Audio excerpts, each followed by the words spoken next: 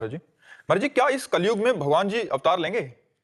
ऐसा तो शास्त्रों में लिखा है कि भगवान लेंगे अवतार। भगवान के कल की अवतार की चर्चा आती है शास्त्रों में, तो ऐसा लिखा है भगवान लेंगे। पर वो जब बहुत विकराल कलयुग बढ़ेगा।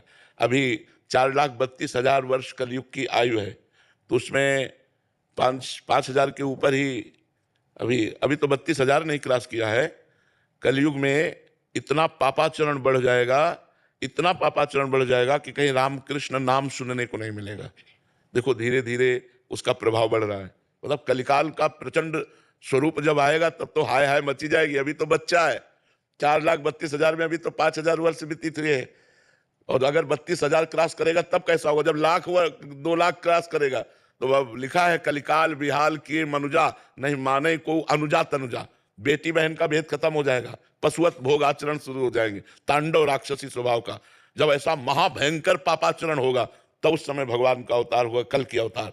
फिर वो दुष्टों का विनाश करके तब फिर सतयुग आ जाएगा। वो आखिरी में 4,32,000 पूरे होते होते आखिरी में भगवान का अवतार होगा। जब भगवान का अवतार होगा उसी समय से सतयुग लग जाएगा, कलयुग की पूर्णता हो जाएगी। पर कलयुग अभी बहुत बहुत बहुत दुख है कलयुग में, बहुत दुख कलयुग में। शरीर स्वस्थ नहीं। अब देखो कैंसर ऐसे होने लगा जैसे जुकाम बुखार। जिसको देखो तेरे दिन खबर मिलती है उनको कैंसर हो गया, और कैंसर का मतलब जीवन बर्बाद हो जाना। वो सब कीमो लगवा के सब वो साल 2 साल भले और घसते, इसके बाद शरीर छूटे जाता है। अब कैसे कैसे भयंकर रोग बढ़ रहे हैं, कैसी कैसी भयंकर व्यवस्थाएं हैं। अब एक आदमी को परेशानी, अस्पताल जाए तो दवा मिलना तो बाद की बात है, पहले 10-5 हजार रुपया खर्चा करो इस बात के लिए कि तुम्हें है क्या। अब वो सब रिपोर्टें देखकर निर्णय करेंगे कि आपको है क्या।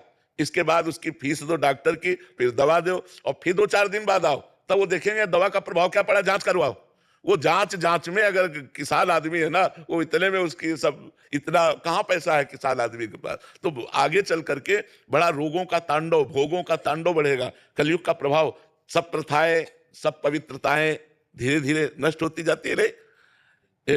मतलब क्या सुंदर गृहस्थी कि अगर पति को प्राप्त किया तो आजीवन निर्वाह किया, पत्नी का वर्ण कर लिया, आजीवन निर्वाह किया। यहाँ लव मैरिज होता, साल भर में डिवोर्स हो जाता है।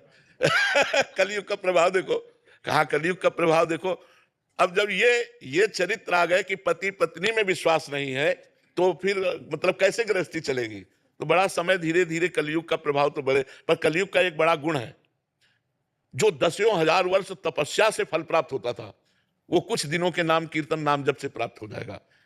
कलयुग का बहुत बड़ा, कलयुग समयुग आन नहीं, जो नर कर विश्वास, गाय राम गुण गण विमल, भव बिन तरह प्रयास। इसमें बिना प्रयास के भवसागर से तरने का उपाय है।